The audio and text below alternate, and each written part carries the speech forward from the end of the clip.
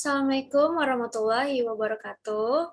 Halo semuanya, perkenalkan, nama saya Amelia Nur Kurnia. Di video kali ini saya akan mempresentasikan tugas dari mata kuliah Bahasa Indonesia dengan judul Fakir Berbahasa Indonesia. Kemudian masuk pada latar belakang di materi ini. Bahasa Indonesia merupakan bahasa utama bangsa Indonesia yang telah diresmikan sebagai bahasa negara sejak tanggal 18 Agustus 1945 pada Undang-Undang Dasar 1945 Pasal 36. Bahasa Indonesia menjadi lambang identitas nasional sekaligus sebagai jati diri masyarakat Indonesia sebagai penutur asli bahasa Indonesia. Bahasa Indonesia juga berfungsi sebagai bahasa nasional, yaitu sebagai alat dalam menyatukan berbagai suku bangsa dengan latar belakang sosial budaya dan juga bahasa yang berbeda. Penggunaan kosakata yang berasal dari bahasa asing mulai marak digunakan oleh masyarakat Indonesia dalam berkomunikasi. Kosakata asing tersebut mulai menyebar luas dan mempengaruhi masyarakat dalam berkomunikasi, baik secara langsung maupun tidak langsung. Padanan kosakata tersebut dalam bahasa Indonesia seringkali tidak diketahui dan tidak digunakan oleh masyarakat Indonesia dalam berkomunikasi. Fakiran dalam berbahasa Indonesia ini tidak hanya terjadi dalam bentuk percakapan, tetapi juga terjadi dalam penamaan tempat dan produk yang ada di dalam negara.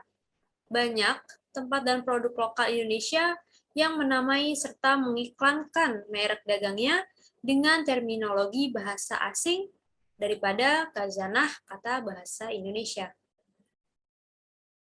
Masuk ke dalam pembahasan, faktor penyebabnya yaitu gejala kefakiran berbahasa Indonesia ini kita makin parah dengan saling sengkarutnya kita dalam bercakap.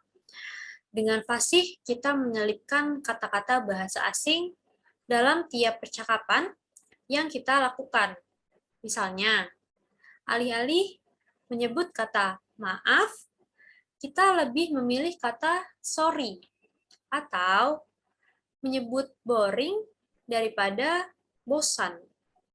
Barangkali penyelipan kata bahasa asing dalam percakapan itu memang sengaja kita lakukan agar terlihat hebat di depan lawan bicara kita.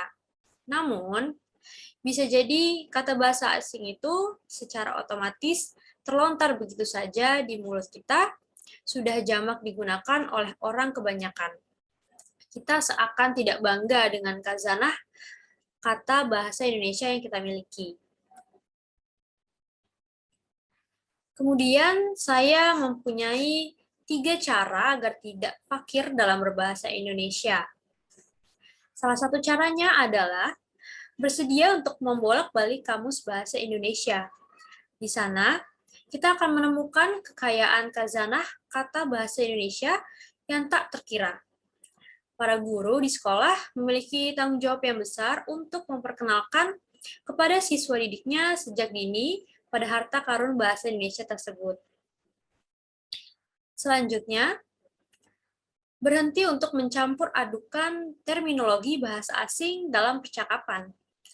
Tidak tampak keren, malah menjadi terasa aneh bila terminologi bahasa asing itu kita ucapkan sepotong-sepotong, campur aduk dengan bahasa Indonesia.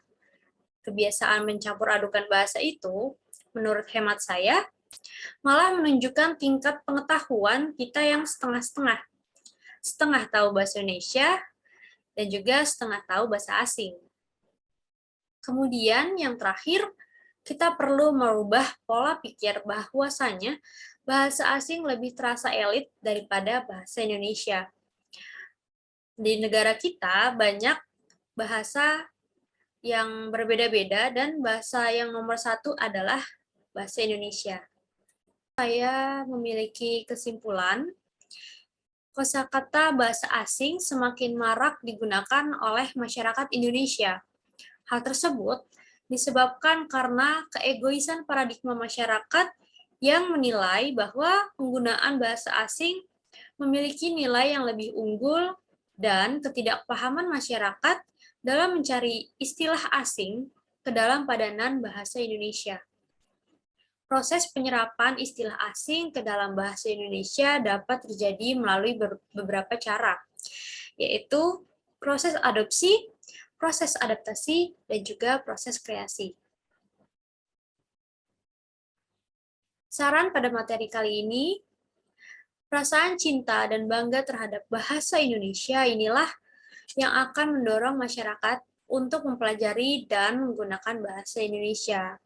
Selain itu, dapat juga dilakukan dengan meningkatkan peran dan tanggung jawab para pengajar agar bisa mengenalkan siswa didiknya pada identitas nasional bangsa Indonesia, yaitu bahasa Indonesia. Hal tersebut dapat dilakukan dengan membiasakan para siswa untuk membaca Kamus Besar Bahasa Indonesia atau yang disingkatnya sebagai KBBI, karena di dalamnya terdapat khazanah kata bahasa Indonesia yang sangat tidak terkira. Dengan demikian, pemahaman akan padanan kata bahasa Indonesia dapat meningkat.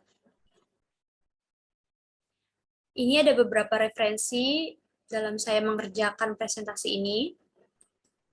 Baik, terima kasih telah meluangkan waktunya untuk menonton video presentasi saya kali ini. Wassalamualaikum warahmatullahi wabarakatuh. Sampai berjumpa di video selanjutnya.